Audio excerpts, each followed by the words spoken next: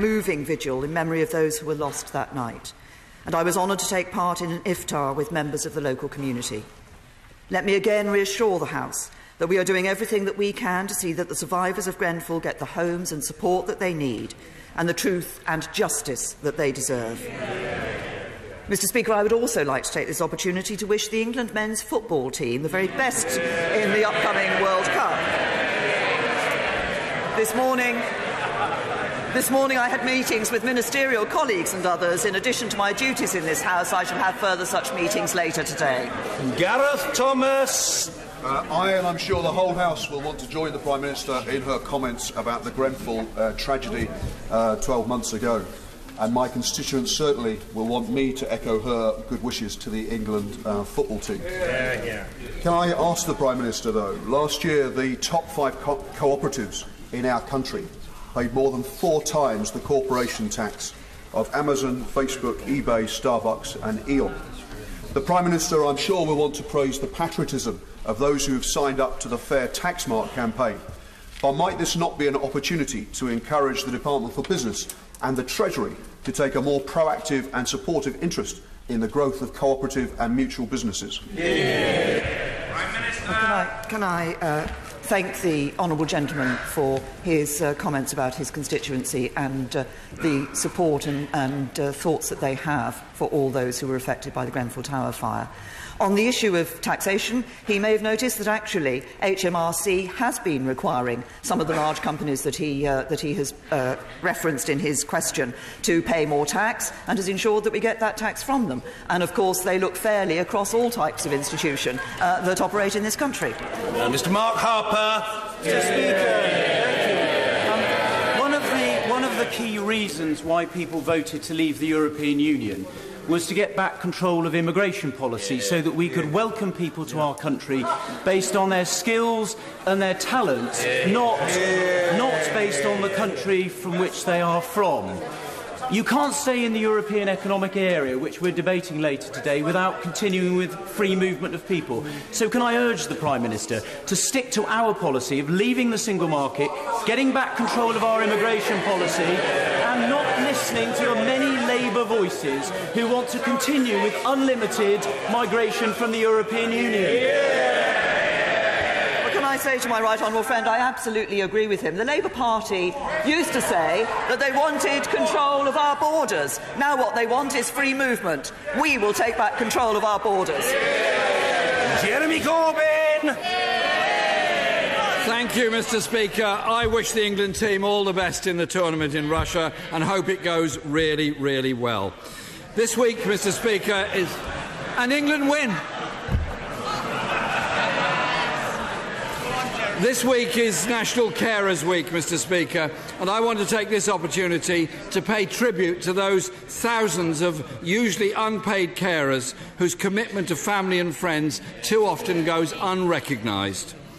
Mr. Speaker, as the Prime Minister pointed out, tomorrow marks 1 year on the anniversary of the Grenfell Tower fire.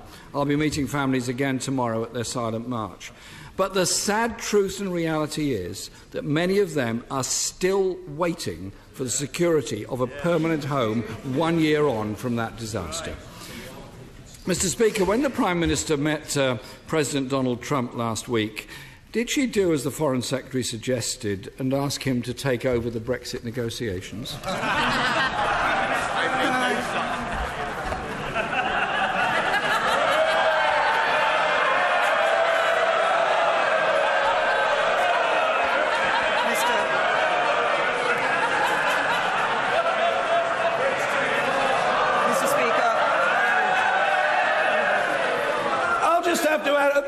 Mr. Davis, you're a senior and supposedly cerebral member of the House.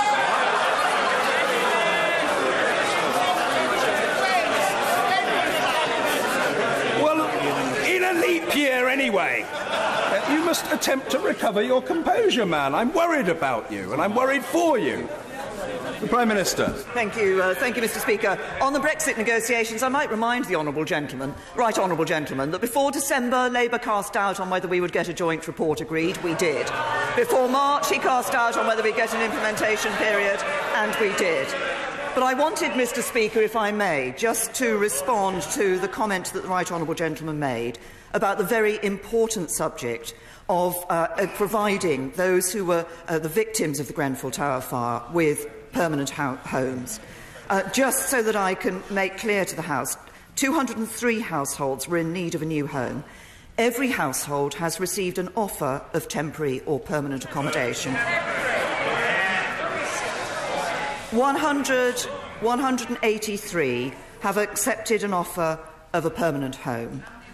But I just wanted to say this, because it isn't just about the buildings. It's not just about the bricks and mortar of a home.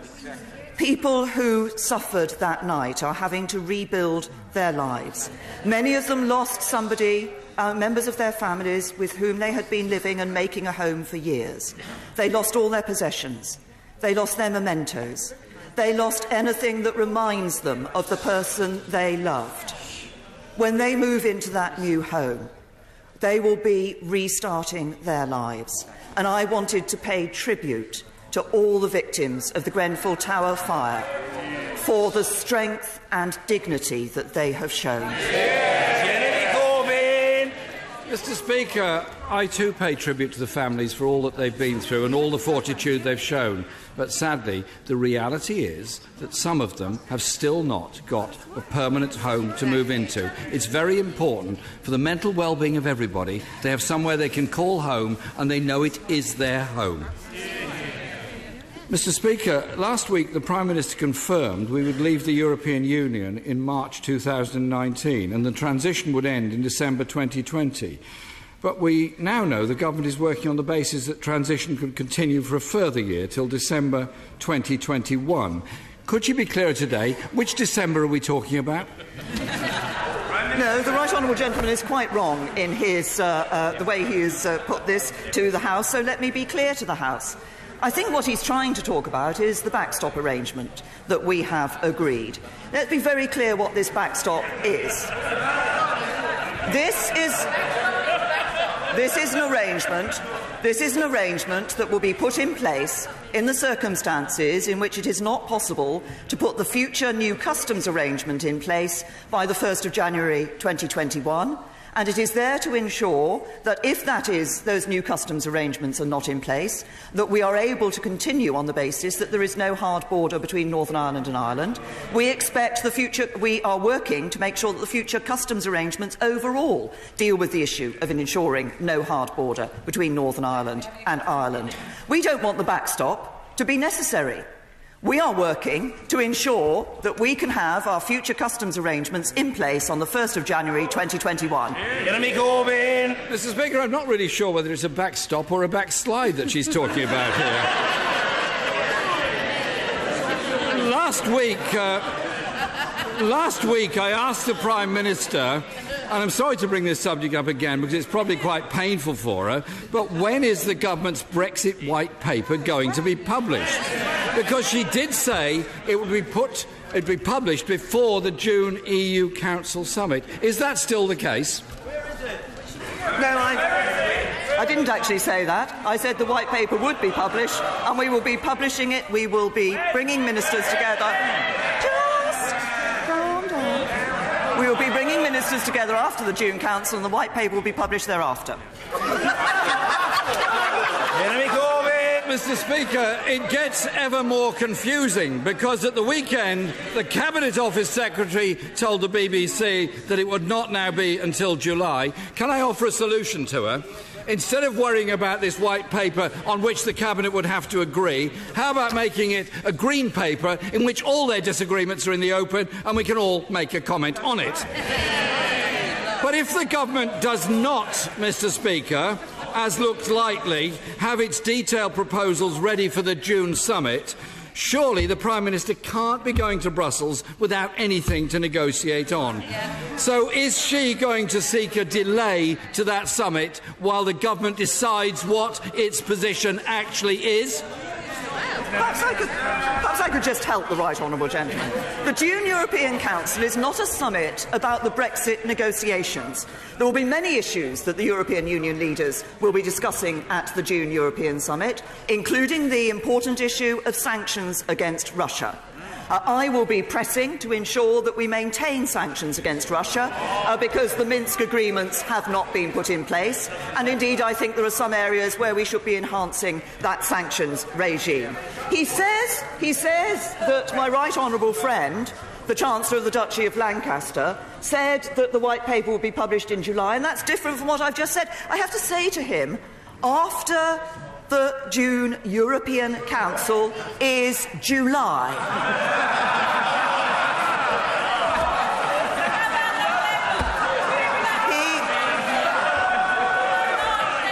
But if he wants to talk about differences of opinion, I'll tell him what division really is. It's Labour members.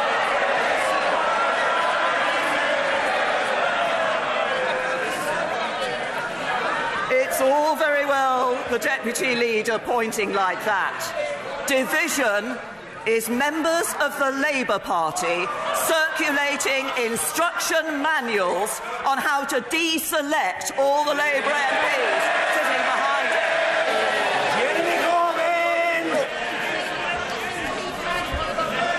Mr. Speaker, you've got to face the fact. You've got to face the fact there may now be a meltdown.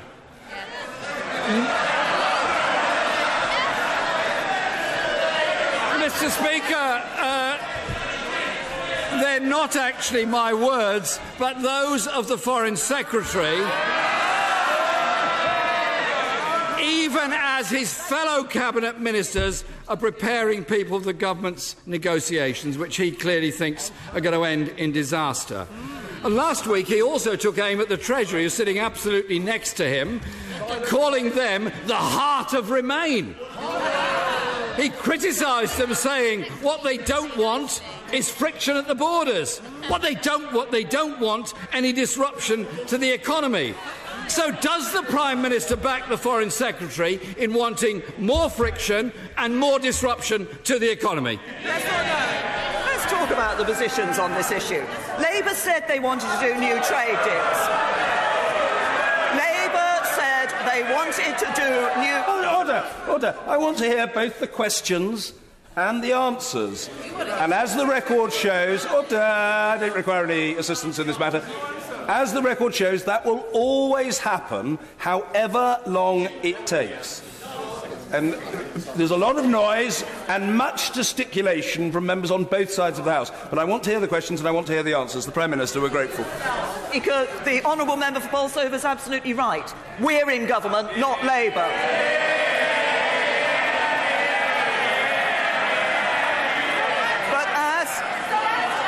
And we've set out our position on the border. But what we see is a Labour Party that said it wanted to do trade deals and now wants to be in a customs union that will stop that. They said they wanted to control our borders and now they want free movement. They said they would respect the referendum and now they won't rule out a second referendum. And that's the difference between us. The Conservative Party in government are going to deliver on the will of the British people. Mr. Speaker, in the parallel universe inhabited by the Foreign Secretary, you're apparently not respecting the referendum result unless you want friction at the borders and disruption of the economy. Mr. Speaker, the Cabinet is divided and they're briefing against each other. They're even whispering during Prime Minister's question time. And the Prime Minister has been left with no white paper on which to negotiate.